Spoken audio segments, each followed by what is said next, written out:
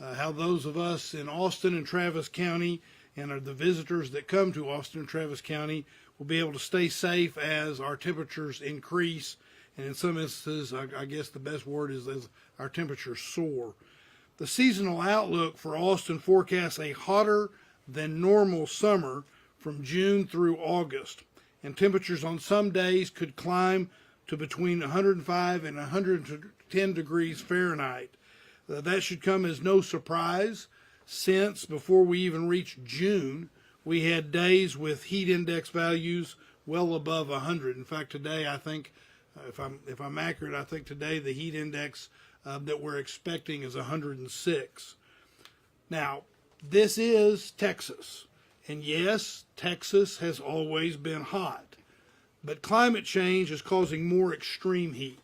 And recent climate projections developed by researchers at the University of Texas at Austin show an increasing trend in higher summer temperatures, with predictions of more frequent and intense heat waves. With summer heat already beginning to impact Central Texas, we are together here today because we want our community members to prepare themselves to be in the heat by taking certain precautions.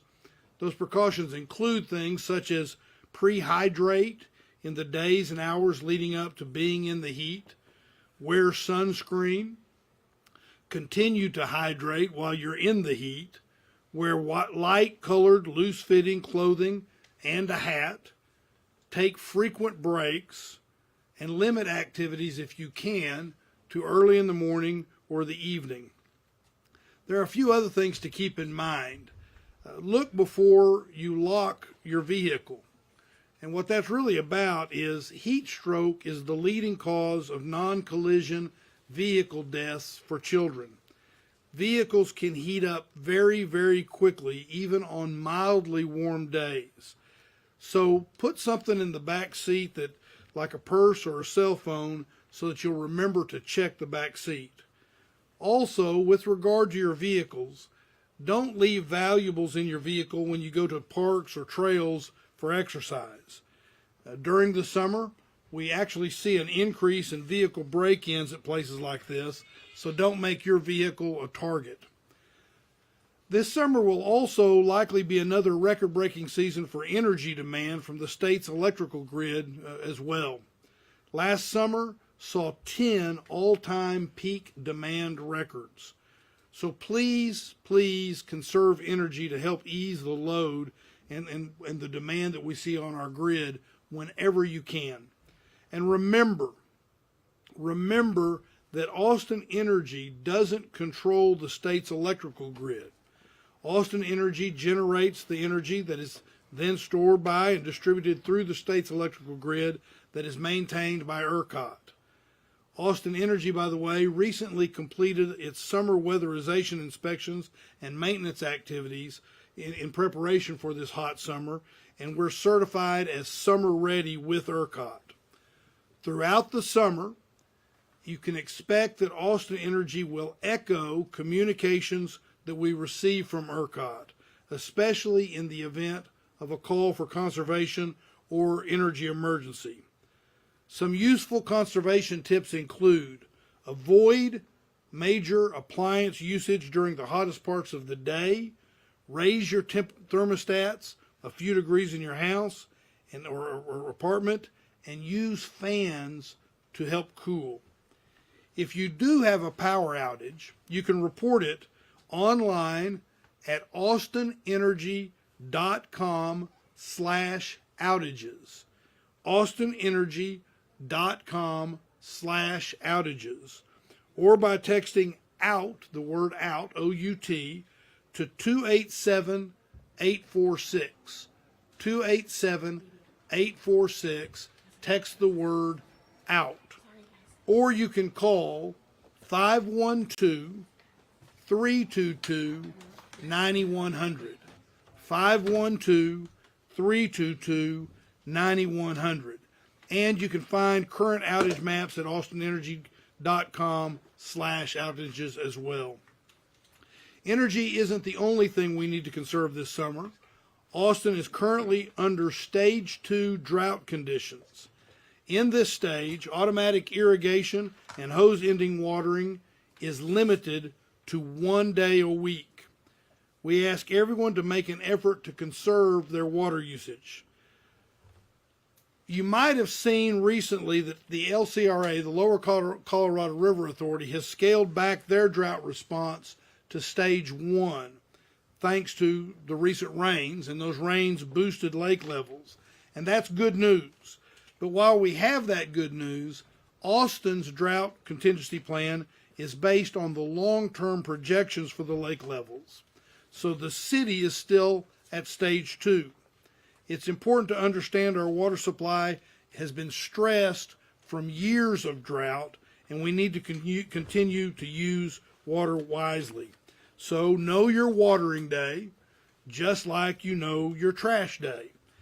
If you're unsure of your irrigation system settings, qualifying customers may schedule a free irrigation system evaluation by a licensed irrigator from Austin that will be sent from Austin Water. Call 512-974-2199. 512-974-2199. Please water only during the cooler parts of the day to reduce evaporation, early morning before 10 a.m. or late evening after 7 p.m. Check for leaks in your irrigation system as well. Inspect and maintain your irrigation system to repair leaks and replace broken sprinkler heads. Residents can sign up in the MyATX Water portal. MyATX Water. You can complete a customer profile and set up alerts for high use and leaks. This puts you in the driver's seat of knowing how much you use and can notify you if your pipes are leaking or if the water has been left on. Consider adding drought-tolerant plants to your landscape to reduce the need for frequent watering, and pick up a Grow Green guide at austintexas.gov/department/growgreen. And please explore Austin Water's conservation rebates. Those can help save money while you're conserving water, and you can do that by going to austinwater.org for more information. Avoid wasting water. Don't let water run down your driveway or sidewalk. And if you got something that you need to clean, instead of using a hose and water, use a broom or something of that nature to clean outdoor areas. I'm happy to be joined today by Travis County Judge Andy Brown, as well as a number of the emergency management leaders, both for the City of Austin and Travis County, and of course, Austin-Travis County EMS, to share more important information. We have representatives from several departments that always play a role in our heat preparedness and response, and they're available to answer questions after we hear from our speakers. But now I'm going to turn it over to my partner in all this, Judge Brown. Judge. Good afternoon. I'm Travis County Judge Andy Brown, and I'm wearing pretty much the opposite of what the mayor just described is what you should wear in the heat. This is not light-colored or loose-fitting, and I don't have a hat on, so... but we're still happy to have you. Thank you. So I want to thank the city and the county departments that are working hard to keep our community safe as we get into hotter weather. Our first responders and our emergency management teams from the city and the county are going above and beyond, as they always do, to help the community stay informed about the severe heat that affects our community and the dangers that come along with it. So right now I'm here to ask the public to do their part as well. And so during these hotter months that we're in the middle, that we're starting into right now, please check on your elderly and medically fragile neighbors. Make that a priority. Friends, family, neighbors. The very young, the very old, and people with complex or chronic medical conditions are at increased risk for heat-related illness. If anyone needs a place to cool down, Travis County has cooling centers available for the public to use. All of the Travis County community centers will serve as cooling centers and are open to the public during normal business hours. You can find the locations of those at traviscountytx.gov. We also have a cooling center at 700 Lavaca, where today we're having Commissioner's Court. Everyone is welcome to join us there. It is cool in there. Whether it's the Travis County or the City of Austin cooling centers, we encourage the public to take advantage of these places. if they need a break from the heat. With severe heat, I know the public will look for recreational ways to cool down, as will I. Travis County Parks is home to many of our great water recreational areas where people love to cool off during the summer heat. Please remember that water and boating safety is also extremely important to keeping everybody in your group safe while enjoying your time on the water. Make sure everybody in your party has a properly fitting life jacket. Many Travis County parks provide life jacket loaner stations where you and your family can borrow a life jacket while you're in the water.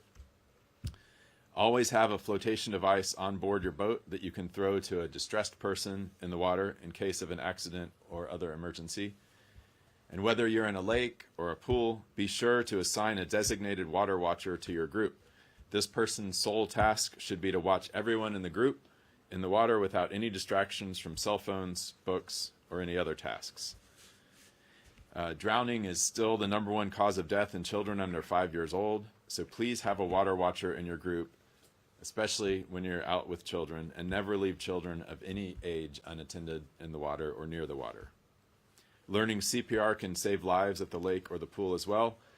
Our data shows that only 28% of drowning victims receive CPR or rescue breathing before EMS arrives. Let's work on getting that percentage up in Austin and Travis County. By working together and looking out for each other, we can assure everyone has a safe and enjoyable summertime. I want to thank you for your time and thanks for being here today. And I'll now pass it over to Ken Snipes, Director, City of Austin, Office of Homeland Security and Emergency Management. Thank you, Judge Brown. Good afternoon, everyone. I'm Ken Snipes, Director of Austin's Office of Homeland Security and Emergency Management.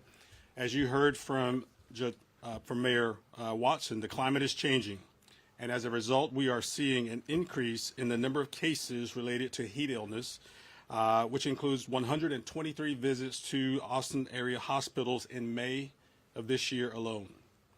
For the same time period last year, there were 48 visits of this type.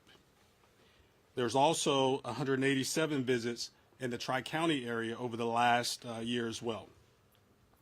We want people to know to be safe and to continue to take precautions as they engage throughout the summer in activities. We know that we're paying attention to a lot of trends now, and one of those that we have found is that when there are 3 or more days of heat over 100 degrees, there tends to be a spike in heat-related illnesses. We need our community to prepare for a long, hot summer. We have cooling centers that will be open. The City of Austin is taking measures to provide relief to Austinites and visitors who may need a break from the heat. City facilities, including libraries and indoor park facilities, are available as cooling centers during their normal hours of operation. Cooling centers are meant to be a temporary reprieve from the heat for anyone needing to cool off during the hottest times of the day. When the National Weather Service issues an excessive heat warning across the city, Cap Metro has also made their services available, and anyone who needs those services, all they need to do is let the operator of the bus know, and they will be allowed to ride for free. The hours and locations of the cooling centers can be found at the city's alerts webpage at austintexas.gov/alerts.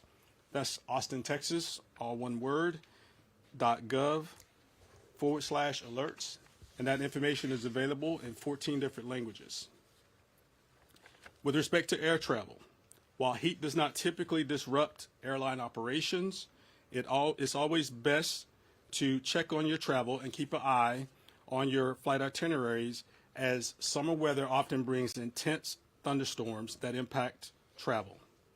Just this past week, we saw in a couple of cities to our north where travel was impacted for several days. With respect to wildfire, we want to remind everyone that summer is also wildfire season. Austin ranks 6th in the nation in the number of homes that are at risk of wildfire. 90% of wildfires are made by humans.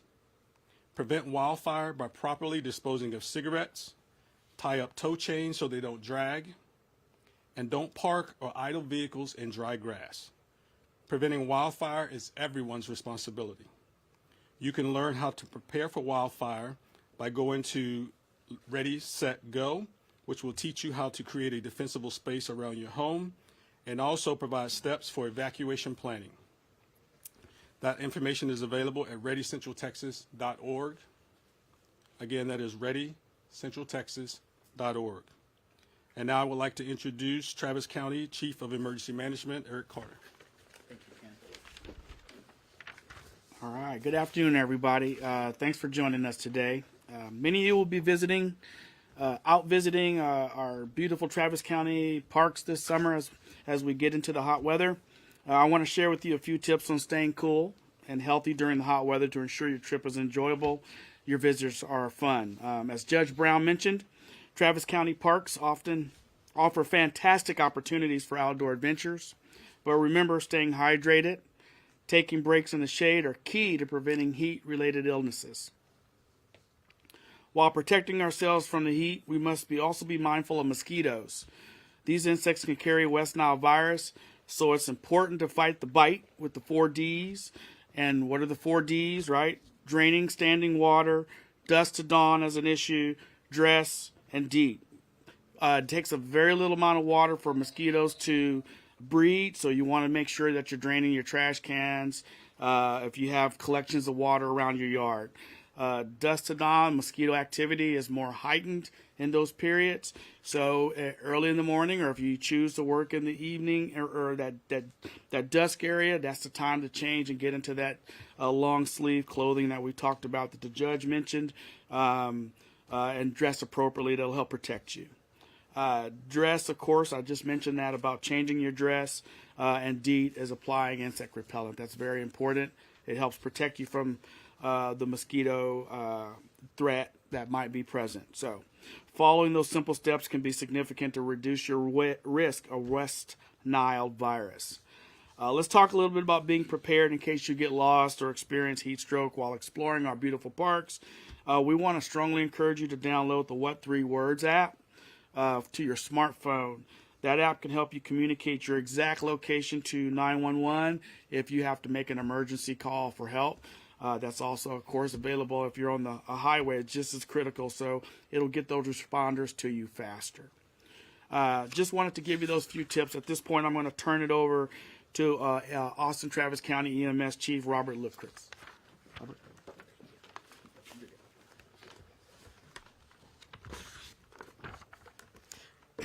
Good afternoon. Robert Lukritz, Chief of Austin Travis County EMS. Heat emergencies, heat-related illnesses are true emergencies, and this year they've already started. We are well into the heat season for us. Just over Memorial Day weekend, we saw a significant spike in heat-related illnesses. From Friday until Monday, we responded to 54 heat-related emergencies just in that one weekend. By comparison, in 2023, we only saw 8 heat-related emergencies. Since the beginning of April, we've already responded to 177 heat-related illnesses, which is almost a 90% increase over last year. It's important that we take heat-related illnesses very seriously, both for ourselves and for those that are around us. As was mentioned earlier, those with chronic medical conditions and other fragile populations are at a higher risk. Those that are very young, very old, chronic or complex medical issues, please check on those individuals. If those are your neighbors, if they're your loved ones, please check on them on a regular basis to ensure that they have all of the resources that they need.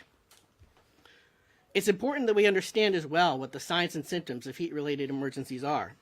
There are really 3 categories of heat-related illness: heat cramps, heat exhaustion, and heat stroke. Starting with the first of heat cramps, many may be familiar. Muscle cramps, abdominal cramps. When you start to feel those things and you're in the heat, it's important that you stop what you're doing, you move yourself to a cool place, and you wait for them to stop. If you fail to do that, this can progress to heat exhaustion. Heat exhaustion is the beginning of an emergency. Signs and symptoms include cool, pale, and clammy skin, weakness, dizziness, heavy sweating, nausea, vomiting, or if you start to feel your pulse racing.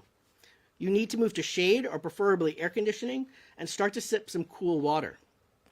If you fail to do that, this can continue to evolve into heat stroke, which is a truly life-threatening emergency. Individuals experiencing heat stroke may become lethargic or lose consciousness. They may become confused. They may become red, hot, dry. And this is when folks stop sweating. Now, all of these things need not go together. If you are out with someone or if you feel yourself stop sweating in the heat, that is an emergency. You need to get out of the heat. You need to get yourself to a cool place, and you need to start hydrating yourself. Once you start to see confusion, lethargy, body temperature significantly increasing, move them, cool them, and call 911. EMS is prepared to respond to heat stroke emergencies. We can reverse many of those symptoms and those illnesses if we're able to get there in a timely manner. Please call us. Heat-related illnesses are something that we look actively for during the summer months. You need to let us know as we're responding and to our 911 dispatchers if you believe the heat is involved, if the individual has been outside in the heat. And of course, help us help you. As a reminder, our crews are in the heat as well, working hard each and every day. When you see them, please recognize that. For those of you that are working outdoors on a regular basis, please understand the signs and symptoms of heat stroke and take frequent breaks. Those strenuous activities increase your risk. And if you're managing individuals that are working outside, encourage frequent breaks, provide hydration, sports drinks, shade, and other things to keep your workers safely. Help us help you. Again, please hydrate, use sunscreen, drink lots of water, wear light, loose clothing and hats, take frequent breaks, and limit your activities to the early morning or evening if you can. Again, please know the signs and symptoms of heat-related emergencies, and if you see someone experiencing heat stroke, call 911 immediately. With that, I'll turn this back over to the mayor. Thanks, Chief. Thank you, Judge, and thanks to all the professionals that are here. We obviously have other professionals that can answer questions that you might have, so why don't I open it up for questions for a few minutes. Betty? It's kind of surprising, I mean, the difference between 1 year and the next, but listening to those numbers for EMS calls, that was pretty dramatic. Do you feel like it can't just be climate change? What do we think that is? Well, I'll let the chief answer, but one of the quick answers I'll give is I think that probably we're doing a better job of getting information out to the public so that people are more aware. And so you have an opportunity for people to, you know, the work that the county does, the work that we do, the work that all these departments do, people are more aware, and that's the purpose of doing this and the job you're doing. And I think that probably adds to it to a degree as well. But I'll let the chief add anything. I think what the mayor just said is pretty accurate. I believe that we're educating individuals. I also believe that we are seeing some significant heat. As we all know, it was very early into April we were seeing significant heat days, and I think that may have contributed to it as well. And as long as I was given the microphone back here, one thing that I did want to reemphasize that the mayor said earlier is check your vehicles, check your back seat. Yeah. I cannot emphasize that enough. When you put whatever you need in the back seat, but it is a tragedy. It is an absolute tragedy when we see emergencies where someone or something is left in the back seat. So please check your back seat for your loved ones, your children, your pets, whatever it might be. But you haven't seen a trend as far as like a certain demographic or a certain, I don't know. I remember a couple of summers ago they were seeing young men who were continuing to exercise in the heat, and there was a definite skewing of who was going to the emergency room. Are you seeing anything like that this year? We are not seeing any particular trends at this point. I think my hope is that there's some good news in this. I mean, it's not good news when people are suffering and we're having emergency type situations. But I think people know it's hot, right? And I think people are now paying attention, and we will continue to do this. That was one of the judge and I talked about this last year about we wanted to be doing this on a routine basis where it stays front of mind. And even though some things may seem simple, if it's not front of mind, we don't think about it. So I'm going to take it as some good news. Glass being half full, if you will. We're going to conserve it and not fill it all the way up. But glass being half full, in that people are paying attention, and we encourage people to keep doing that. Yes, sir. Question for you. Have any operations changed because of the heat with the city or county? For example, maybe staggering work hours for some of the workers, more frequent breaks, anything like that because of this heat? Well, if they're outside, people are being allowed breaks in order to make sure everybody's safe. But there haven't been specific changes as of yet in things beyond that. Now, of course, we're looking at everything that we're asking everybody to look at as we move into the heat. Other questions? Back here. Hi. And if you have something to jump in, yeah. Oh yeah, I see you back there. Sorry. Your halo's awfully bright. Can you talk to us about the plan for how we're responding to people who are experiencing homelessness and how we're preparing them for the heat? And in fact, what I'll do, instead of me giving an answer, I'll ask the director of our office in that regard, David Gray, to step up and say a few words. Thank you, Mr. Mayor. David Gray, Home Strategy Officer for the City of Austin. I appreciate the question. The City of Austin and our partners are well prepared for the heat when it comes to serving our clients and our residents who are experiencing homelessness. As you all know and might be aware, a number of city buildings and city offices as well as county offices are open to the public as cooling centers. These include libraries and recreation centers. Over the Memorial Day holiday, we actually had staff from our civilian departments come back to work when they were supposed to be on holiday to make sure that those government facilities were open. We have also worked with Urban Alchemy, which is our nonprofit partner at the Arch and at 8th Street. We've converted a parking lot in downtown Austin into what we call the Oasis. It's a place where people can come, they can get access to water or coffee if they come in the morning. It's open 7 days a week. But most importantly, they also get connected with Urban Alchemy staff who can enroll those individuals in services, or if we have beds available, they can get them into shelter. Lastly, we are changing our operations at the Arch itself. So now the Arch will also serve as a cooling center 7 days a week. We are seeing clients come into facilities at the Oasis like I talked about. We've already served 200 unique individuals at that site.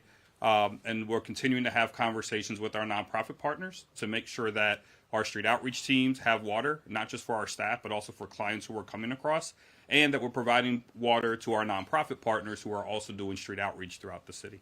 And thank you for the question, and thank you for the time, Mr. Mayor. Good answer. All right, Judge, you want to sum us up? Anything special you want to say? I'm good. I'll let you, All right. you do it. That's how cool he is. Right? Well, we appreciate y'all being here and helping us in the communication because it's important for this communication. We will continue to do this, and from time to time, if something particular happens or we feel some need, we'll do this. But on a fairly routine basis, we will continue to do this because as we think we're making a difference in doing this.